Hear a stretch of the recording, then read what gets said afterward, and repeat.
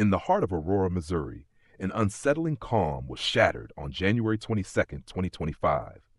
At approximately 7 p.m., emergency services received a distressing call from a residence on Maple Street.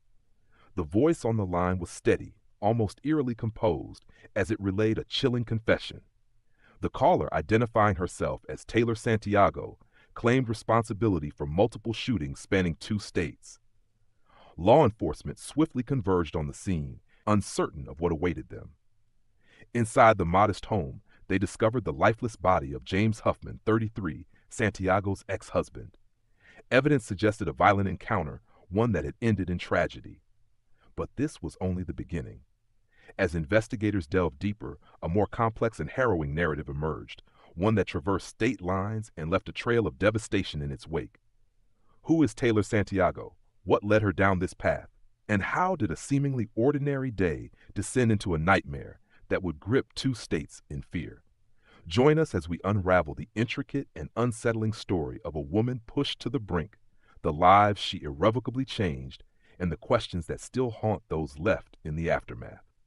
To comprehend the tragic events of January 22, 2025, we must first dig into the lives intertwined in this narrative, seeking to understand the individuals at its core. Born in 1993, Taylor Santiago was raised in the modest town of Aurora, Missouri. Described by acquaintances as a quiet and reserved individual, her early years were marked by the typical experiences of small-town life. She attended the local high school, where she was an average student, participating in community events and maintaining a close-knit circle of friends. In her early 20s, Taylor entered into a relationship with James Huffman, a local resident. The two shared common interests and quickly formed a bond that led to marriage. However, as time progressed, their relationship faced challenges. Friends and family noted increasing tensions, though the specifics remained private. The couple eventually divorced, but their lives remained connected, especially with the involvement of a 12-year-old child whose identity remains protected. Following her divorce from Huffman, Taylor became involved with another man whose name has been withheld for privacy reasons. This relationship also encountered difficulties, leading to estrangement. The man later entered into a relationship with Sophia Williams, a resident of Carroll County, Arkansas. James Huffman, age 33, was a lifelong resident of Aurora. Known for his friendly demeanor, he worked in a local manufacturing plant and was an active member of the community. His relationship with Taylor Santiago was a significant chapter in his life, but post-divorce, he focused on his career and co-parenting responsibilities. The second victim, Sophia Williams, was a 29-year-old woman residing in Carroll County, Arkansas. Described by her sister, Callista Abernathy, as a loving and caring individual, Sophia had recently begun a relationship with Taylor's estranged partner. She was known for her involvement in local community activities and had a passion for helping others. The injured individual, whose name is withheld, is the biological father of one of Taylor's children. He had a complex relationship with Taylor, marked by periods of closeness and estrangement. At the time of the incident, he was in a relationship with Sophia Williams. On the evening of January 22, 2025, Taylor Santiago allegedly invited her ex-husband, James Huffman, to her residence in Aurora under the pretense of allowing him to visit their 12-year-old child. Upon his arrival, Santiago reportedly instructed the child to cover their ears, stating she was going to take care of the bad guys. Moments later, she allegedly shot Huffman twice, leading to his death. Santiago then purportedly took his car keys and departed the scene. Forensic evidence collected from the scene included 2 spent shell casings matching the caliber of the firearm recovered during Santiago's arrest. The trajectory of the bullets and the absence of defensive wounds suggested that Huffman was taken by surprise. The 12-year-old child, though unharmed physically, provided a statement corroborating the sequence of events leading up to the shooting. Following the incident in Aurora, Santiago drove approximately 70 miles to a residence in Carroll County, Arkansas. There, she allegedly confronted her estranged partner and his girlfriend, Sophia Williams. The confrontation escalated, resulting in Williams' death and serious injury to Santiago's estranged partner, who was identified as the biological father of one of her children. Emergency responders arrived to find Williams deceased from multiple gunshot wounds. The injured man was transported to a nearby hospital in serious condition.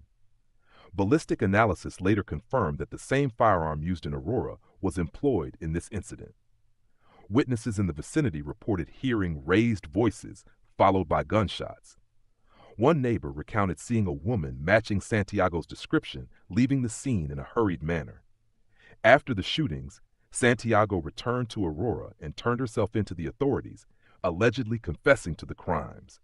The evidence collected from both scenes, combined with witness statements and Santiago's own admissions, painted a harrowing picture of a calculated series of actions that left two people dead and another gravely injured. As the legal proceedings commenced, the community grappled with the shock and sought to understand the motivations behind these tragic events.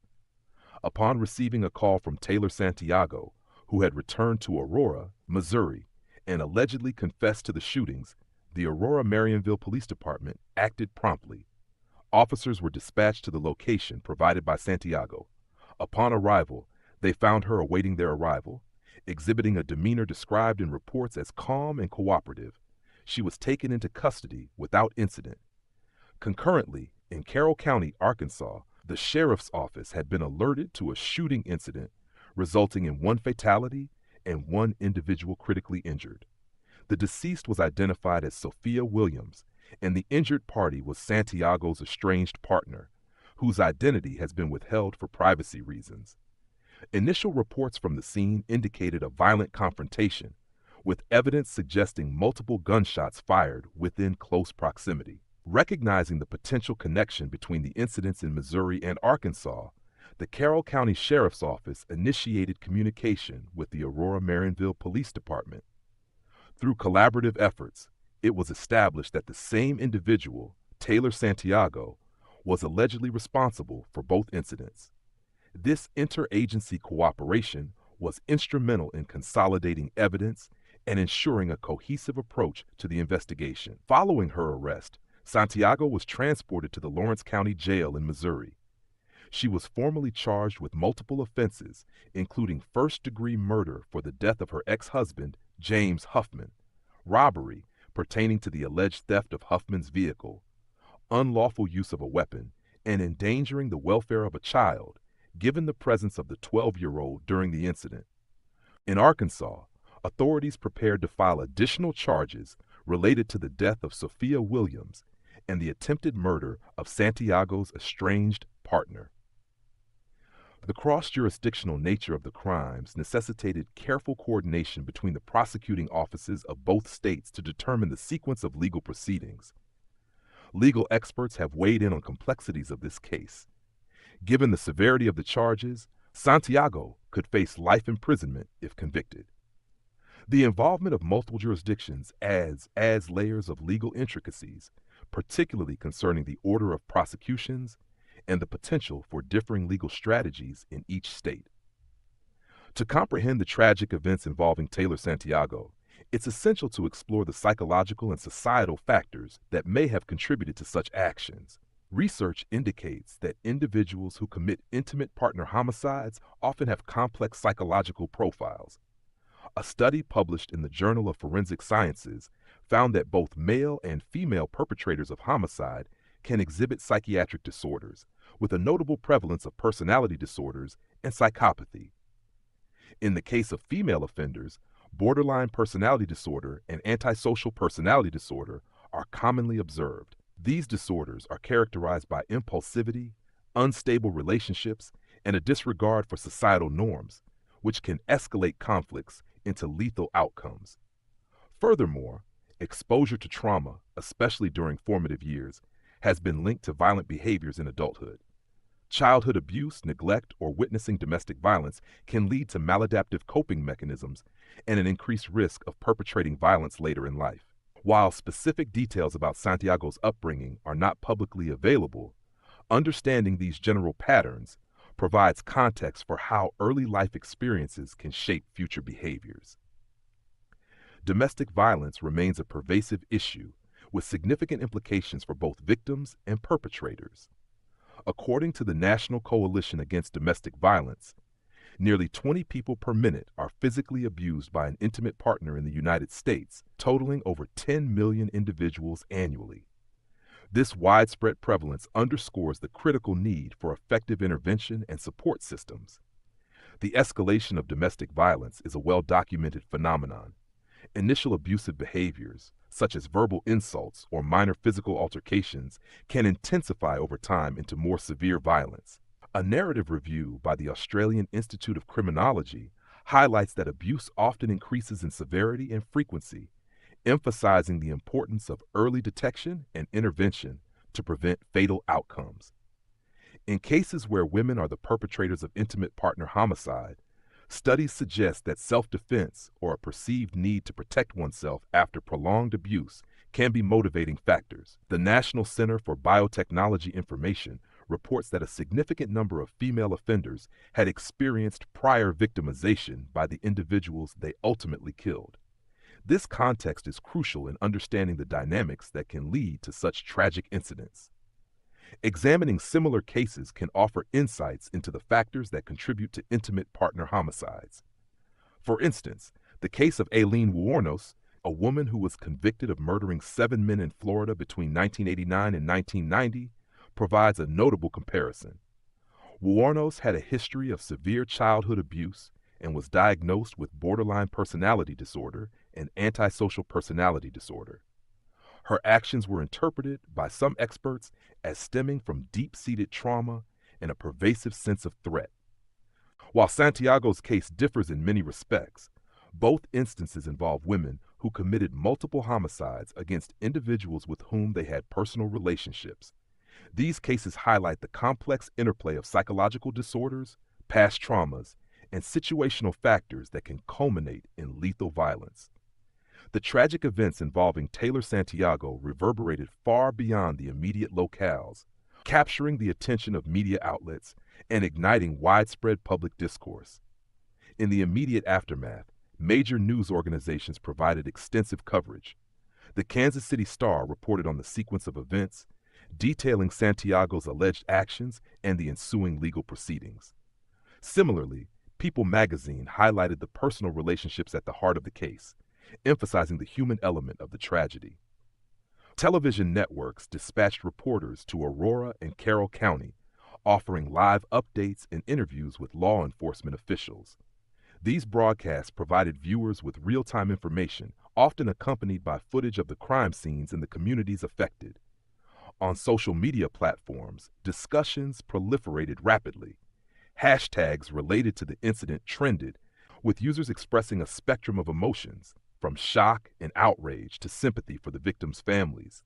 Some users debated the societal factors that might have contributed to the tragedy, while others focused on the legal aspects of the case. Within Aurora, the sense of security that once characterized the town was profoundly shaken. Residents grappled with the reality that such violence had erupted in their midst. Local businesses observed a noticeable decline in patronage as community members chose to remain indoors, processing the events. Community leaders organized town hall meetings, providing a forum for residents to voice their concerns and seek reassurance. Mental health professionals were invited to offer guidance on coping strategies, emphasizing the importance of collective healing. In Carroll County, Arkansas, the impact was equally palpable. The loss of Sophia Williams, a beloved community member, left a void that was deeply felt. Candlelight vigils were held in her honor, with attendees sharing memories and offering support to her grieving family. Following her arrest, Santiago was charged in Missouri with first-degree murder, robbery, unlawful use of a weapon, and endangering the welfare of a child. She is currently held in custody, awaiting trial dates that have yet to be announced. In Arkansas, authorities are coordinating with Missouri officials to determine the appropriate charges and the sequence of legal proceedings. The families of James Huffman and Sophia Williams have expressed profound grief over the loss of their loved ones. In a statement, Huffman's family described him as a devoted father and a cherished member of the community. Williams's relatives remembered her as a compassionate individual who touched many lives. Both families have requested privacy as they navigate this difficult time. The tragic events surrounding Taylor Santiago serve as a profound reminder of the complexities inherent in human relationships and the potential consequences when emotional distress goes unaddressed. As we reflect on this case, it becomes evident that understanding and supporting mental health within our communities is paramount. We encourage you to share your thoughts and perspectives on this case in the comments below. Engaging in open dialogue can foster greater awareness and empathy. If you found this documentary insightful, please like, subscribe, and share it with others who might benefit from this discussion. Your support helps us continue to explore and shed light on important stories.